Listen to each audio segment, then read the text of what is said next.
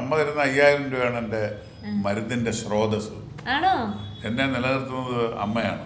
ഓ, നമ്മൾ ആദ്യം നല്ല രസമായിട്ട് സംസാരിച്ചു വന്നു, നമ്മൾ വീഡിയോ എടുത്തു, എററായിപ്പോയി, എന്ത് ചെയ്യാൻ പറ്റും?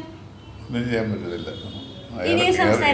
പിടിച്ച് 2 അടി കൊടുക്കുക. അത് തന്നെ, എത്ര നേരം കളഞ്ഞല്ലേ നമ്മുടെ ക്യാമറമാനെ അടിക്കുന്നത്. ക്യാമറ അടിക്കാൻ ക്യാമറമാൻ പാവം, നമ്മുടെ സ്വന്തം ആളല്ലേ. അത് തന്നെ. അപ്പൊ നമ്മളങ്ങനെ ചെയ്യാൻ പാടില്ലല്ലോ അല്ലേ? ആ, സാറ് സിനിമയിലൊക്കെ ഭയങ്കര വില്ലനാണെങ്കിലും ജീവിതത്തിലൊരു പാവമാണല്ലോ. ആര് പറഞ്ഞു? ഞാൻ പറയുന്നു, വെറുതെ പറയാമല്ലോ. അപ്പൊ അതിനെ എതിർക്കാൻ സാറിന് ഏറ്റവും വലിയ ക്രൂരനാണെന്ന് എന്റെ ഭാര്യ പറയുന്നത്. ഓ, അതങ്ങനെ ഭാര്യ പറയുന്നത് എന്നെ പോലെ മോശക്കാരനായ ഒരാള് ഈ ലോകത്തിലെന്നാണ്. അതെന്താ കാര്യം? വഴക്കിടുമ്പോ പറയാം കള്ളുകൂടിയനാണ്, പെണ്ണുകൂടിയനാണ്, ആഭാസനാണ്, പിന്നെ ഏതെല്ലാം കുഴപ്പങ്ങൾ ഒരു പുരുഷന് വരണ്ട അതെല്ലാം എന്നിലുണ്ടെന്നാണ് എന്റെ ഭാര്യ പറയുന്നത്. വഴക്കിടുമ്പോഴല്ലേ? അല്ലാതെ വഴക്കിടുമ്പോഴല്ല, സ്നേഹം കുറയുമ്പോ പറയും അല്ലേ? ആ, അതങ്ങനെയൊക്കെ വെറുതെ എല്ലാരും ചുമ്മാ പറയുന്നേ. അത് കഴിഞ്ഞ് പിന്നെ കൂട്ടാവൂല്ലേ നിങ്ങള്? അതെ, കൂട്ടായില്ല, അടിച്ച് പിരിഞ്ചാച്ചാ രണ്ടും 2 പാത്രമായി. രണ്ടും പാത്രമായി. മക്കളോ? ലീഗലി സെപ്പറേറ്റ് ആയില്ലെന്ന്. അല്ല, അത് സാരില്ല. സാരമില്ലെന്നോ? അല്ല, പിന്നെ സാരമുണ്ട്.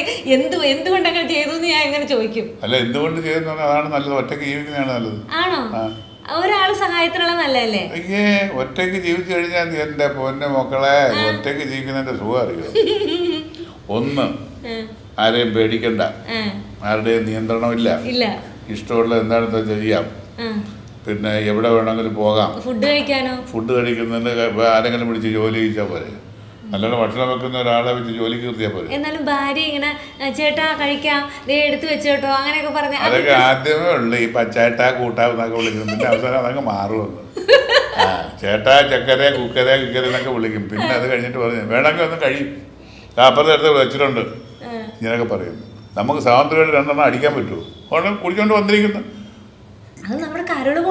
കരണ്ട് അത് കൂടുതൽ കഴിക്കായിരുന്നു. അത് കൂടുതൽ കഴിക്കുമ്പോഴേ കരണ്ട് പോകുന്നത്. ഈ സർക്കാർ ഇത് ഉണ്ടാക്കുന്നത് നമുക്ക് കുടിക്കാനല്ലേ. അപ്പോൾ നമ്മൾ ആവശ്യത്തിന് അല്പം മദ്യപിക്കുന്നുണ്ട്, ഒരു തെറ്റുമില്ല. ഏതൊരു പുരുഷനും. സ്ത്രീകൾ മദ്യപിക്കുന്നില്ലേ? ഉണ്ടോ? സ്ത്രീകൾ മദ്യപിക്കുന്നുണ്ട്. ഇയാൾ മദ്യപിക്കുന്നുള്ള കാര്യം എനിക്കറിയാം. മദ്യപിക്കുന്നുള്ള കാര്യം എനിക്കറിയാം. ഇല്ലേ? ബിയർ ഒരു തരം മദ്യമാണ്. ബിയറെല്ലാം കൊണ്ടുവന്നിട്ടുണ്ടോ? പ്രായമുള്ള ഒരു അപ്പാപ്പനെ ഇന്റർവ്യൂവിന് വരുന്നുണ്ടേ, കയ്യിൽ ഡ്രൈ ഫ്രൂട്ട്സ് ചോദിച്ച് എരന്ന് മേടിച്ചില്ലേ എന്റെ പൊന്നെ.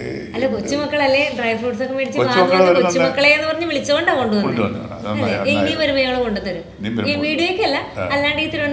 എന്റെ വീഡിയോ പിന്നെ വൈറലാകും, നമുക്ക് എന്തെങ്കിലും ഒപ്പിക്കാം. ഇതിനകത്ത് എന്തെങ്കിലും വൈറലാകും, എന്തെങ്കിലും ഒരു ഗോൾ ഒപ്പിക്കാം. ഈ വൈറലാകാനായിട്ട് വൈറലാക്കാനായിട്ട് ഭയങ്കര കഴിവാണ് കേട്ടോ. വയറ്റിലാക്കണം. വൈറലാക്കുക അത് വയറ്റിലാക്കുക. എന്തെങ്കിലുമൊക്കെ പറയുമ്പോഴേ ഇപ്പൊ വീഡിയോയിലാണെങ്കിലും ഇങ്ങനെ തുറന്നടിച്ചൊക്കെ പറയാൻ പേടിയൊന്നുമില്ല. എന്ത് പേടിക്കാൻ? ഞാൻ ജേർണലിസം പഠിച്ച ആള് അല്ല. ജേർണലിസം കൊണ്ടെന്ന് പറഞ്ഞത്, ജേർണലിസം സത്യമാണ്. സത്യവും ധർമ്മവും നീതിയും ജനങ്ങളിൽ എത്തിക്കുന്ന വളരെ പ്രക്രിയ ജേർണലിസം എന്ന് പറയുന്നത്.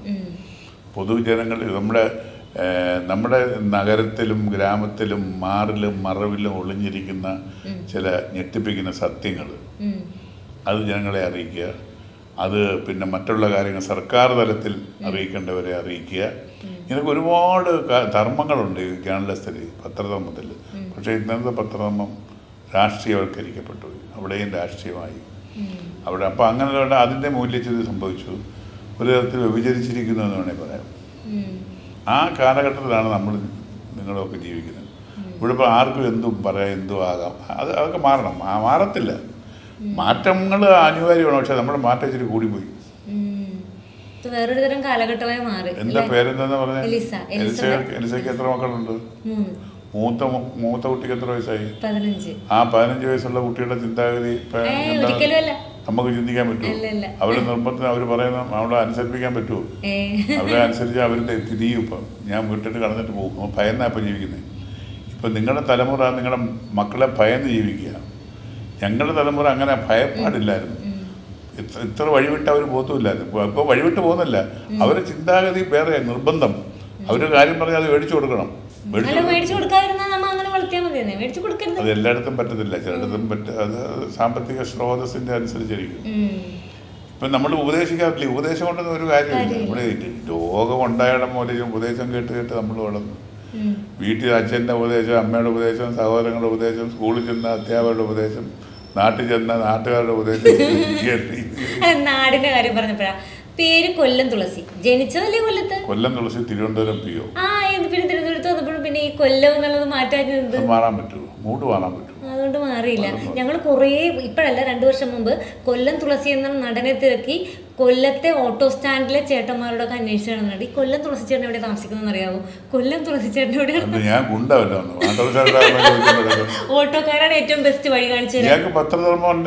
പത്രക്കാരിയാണെന്ന് ഇയാള്. ഞാൻ പത്രക്കാരിയല്ല. അപ്പൊ പത്രക്കാരി പത്രാഫീസ് വിളിച്ചു ചോദിക്കണം, പ്രസ് ക്ലബിൽ വിളിച്ചു ചോദിക്കണം. ആര് തരും? അവർക്കറിയാമെങ്കിലും പറഞ്ഞു തരത്തില്ല. അത് പറയുന്നത് പ്രസ് ക്ലബിലോ അല്ലെങ്കിൽ ഒരു പത്രാഫീസിലോ വിളിച്ച് ചോദിച്ചാൽ മതി. അത് മിക്കവാറും ഈ ആർട്ടിസ്റ്റുകളുടെ ഒന്നും വേണ്ടത് എന്റെ നമ്പറിൽ ഇടോ, എന്റെ നമ്പറൊന്നും വിളിച്ചു കൂട്ടിയാൽ കിട്ടത്തില്ല. അതെന്താ? കോമൺ സെൻസ് ഇല്ലല്ലേ? അല്ല, നമ്പർ തരില്ല. കോമൺ സെൻസ് ഇല്ലാത്ത അതായത് നമ്മളെ നമ്പർ അറിയായിരുന്നോ? ഇല്ല. അതല്ലേ അതിനുശേഷം നമ്മൾ കുറച്ച് വീഡിയോസ് ഒക്കെ ആർട്ടിസ്റ്റുകളുടെ ഒക്കെ എടുത്ത് തുടങ്ങിയ എന്റെ നമ്പർ എത്ര അറിയാൻ പറ്റാത്ത ആളാണോ ഞാൻ? എന്റെ നമ്പർ ആർക്കും അറിയാൻ പറ്റും? ഏത് പത്രം? എനിക്കറിയാൻ പാടില്ലായിരുന്നു. അല്ല, പത്രക്കാർക്ക് അറിയില്ലെന്നല്ല ഞാൻ പറയുന്നത്. പത്രക്കാർക്ക് അറിയാൻ പറ്റും. പക്ഷെ അവരൊരാള് ഇന്നൊരു ആക്ടറിന്റെ നമ്പർ തരുമോ എന്ന് ചോദിച്ചാൽ ഒരുപക്ഷെ സാറിൻ്റെയൊക്കെ ആ ഒരു കാലഘട്ടത്തിലുള്ള ആൾക്കാർ കൊടുക്കുമായിരിക്കും. ഇപ്പം അങ്ങനെ ആരും തരാറില്ല, ആരും തരില്ല. കാരണം അവർക്കറിയാം വീഡിയോ എടുക്കാനോ എന്തെങ്കിലുമൊക്കെ ആവും.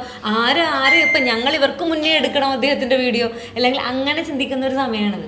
നിസ്വാർത്ഥമായിട്ട് പരസ്പരം ഷെയർ ചെയ്യുക, അതൊന്നും ഇന്നത്തെ കാലത്ത് കുറവാണ്.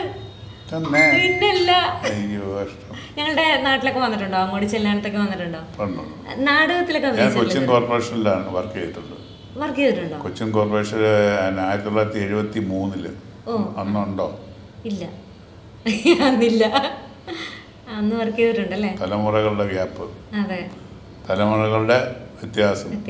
ഞാൻ അന്ന് കൊച്ചിൻ കോർപ്പറേഷൻ, അന്നത്തെ കൊച്ചി അല്ലെന്ന്. അല്ല, ഒരുപാട് വ്യത്യാസമാണ്. അന്നത്തെ കൊച്ചി കണ്ടവൻ അച്ചി വേണ്ടെന്ന് പറയായിരുന്നു. ഇന്ന് അങ്ങനെയല്ല, ഇന്ന് അതിനൊക്കെ കൂടുതലാ. ഇന്ന് എന്തുകൊണ്ടാണ് കൊച്ചി കണ്ടവൻ അച്ചി വേണ്ടെന്ന് പറയുന്നത്?